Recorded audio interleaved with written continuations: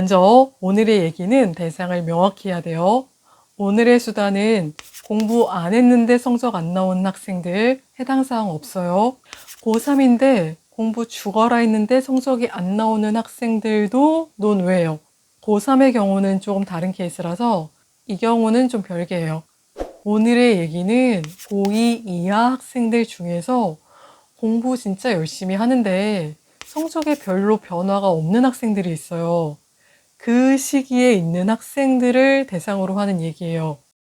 제가 예전에 예비 고2 여학생 수업 의뢰가 들어왔어요. 그래서 이 학생 수업 커리큘럼을 짜기 전에 상담을 했거든요. 근데 이 여학생이 수학 점수가 50점 이상을 넘어본 적이 없는 거예요. 가장 직전 시험에서, 그러니까 고1 2학기 기말고사에서는 30 몇 점을 받았더라고요. 얘기를 하다 보니까 고2 진도를 나갈 상황이 아닌 거예요. 왜냐면 고2 진도를 나가려면 지로함수를 해야 되는데 이 학생은 지수도 모르고 함수도 몰라요. 그러면 어떻게 이 학생을 데리고 지수함수를 나가겠어요.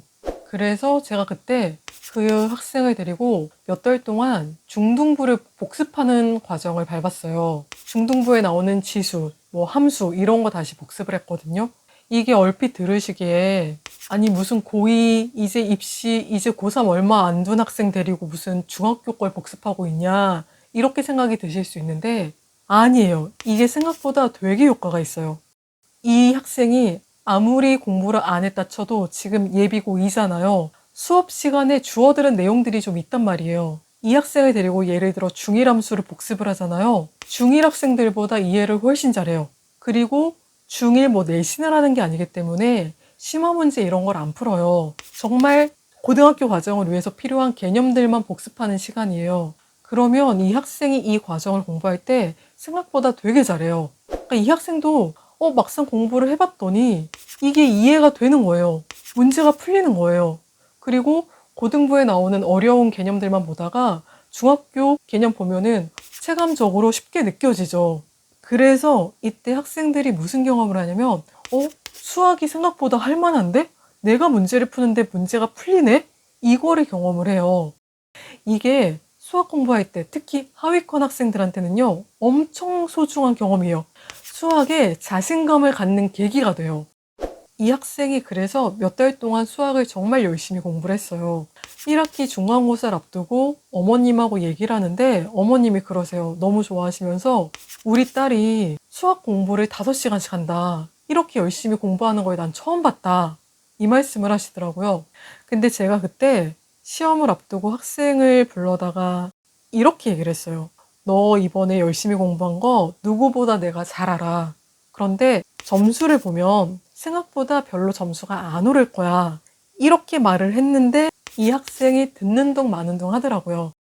그럴 수밖에 없는 게 이 학생은 지금 성적이 잔뜩 오를 거라는 기대감에 부풀어 있어요. 왜냐면 공부 하나도 안 하던 학생이 자기가 지금 몇 달을 이렇게 열심히 공부를 했으니까 그 학생이 그때 1학기 중간고사에서 40 몇 점을 받았어요. 중간고사 끝나고 처음 수업을 하는데 학생의 표정이 참 복잡해요. 우울과 분노가 섞여 있는 표정이에요. 일단은 실망감이 너무 크고 그리고 이 결과가 믿기지가 않는 거예요. 아니 공부를 이렇게 열심히 했는데 어떻게 성적에 변화가 없을 수가 있어? 수학은 정말 나랑 안 맞는 과목인 건가? 나는 정말 수학이 안 되는 아이인가? 별의별 생각이 다 들겠죠. 근데 이게 그 학생 입장에서는 처음 겪는 상황이겠지만 수학을 가르치는 저의 입장에서는 너무 자주 보는 상황이에요. 이 상황을 이해를 하시려면 수학 과목의 특성을 좀 아셔야 돼요. 그거를 이해를 하셔야 돼요. 예를 들어 이번 시험 범위에 도형의 위치 관계가 포함이 된다고 해볼게요. 그러면 해당 진도에서 해당 과정에서 그 도형의 방정식이나 관련되는 것들을 배워요. 근데 그것만 배우면 이 문제를 풀 수 있느냐? 그게 아니에요. 위치관계 문제는요, 보통 우리가 판별식을 이용해서 풀거든요. 판별식을 이용을 하려면 2차 방정식 알아야 돼요. 2차 방정식은 아래 학년에서 배우는 개념이에요. 그리고 위치관계 문제 풀 때 그래프 그려야 돼요. 그래프 그리려면 도형의 평행이동, 대칭이동 알아야 돼요.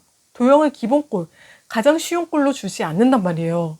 도형의 이동도 아래 학년에서 배우는 내용이에요. 다시 말해서 시험 문제 한 문제를 풀려면 그거와 관련되는 개념 최소 4, 5개를 알아야 이 한 문제를 풀 수가 있어요. 그래서요, 수학은 학습 효과가 계단형으로 나타난다고 해요. 그 4개, 5개 개념이 쌓였을 때 비로소 문제를 맞힐 수가 있는 거예요. 근데 이때 단순히 그 한 문제를 맞히는 게 아니라 이 4개, 5개 개념을 이용하는 문제들이 몇 개가 있을 거 아니에요. 그 문제들을 다 같이 맞힐 수가 있어요. 그래서 한번 성적이 팍 올라요. 그리고 다시 개념들이 쌓여서 누적이 되는 시간이 걸려요. 이 시기가 지나고 나면 또다시 성적이 팍 오르는 시기가 와요. 이런 식으로 계단형으로 학습 효과가 나타나게 돼요. 이 학생의 경우에는 언제 결과가 나타났느냐? 고2 2학기 중간고사에서 이 학생이 80점대의 성적을 받았어요. 그러면 지금 들으시는 분들 중에는 이렇게 생각하실 수 있으세요. 1월에 공부 시작해서 10월 달에 결과가 나타났으니까 뭐 10개월이면 그렇게 오래 안 걸렸네. 근데 이거를 학생의 입장에서 보셔야 돼요. 그 학생의 입장에서는 3달, 4달 공부했는데 변화가 없어요. 다시 6달, 7달 죽어라 공부했는데 성적에 변화가 없어요. 이 시기가요, 정말 고통스러운 시기예요. 학생의 입장에서는. 지금 이와 같은 시기를 겪는 학생들이 있을 거예요. 저는 오늘 그 학생들에게 이 얘기를 하고 싶어요. 여러분이 공부한 내용들 어디 가지 않아요. 다 여러분 머릿속에 쌓이고 있어요. 수학 공부는 여러분을 배신하지 않아요. 다만 여러분은 지금 이 시기에 있는 거고 공부가 쌓이는데 시간이 걸리는 거예요. 물론 이 시기는 개인차가 있어요. 누구는 한 달이 걸릴 수도 있고 누구는 1년이 걸릴 수도 있어요.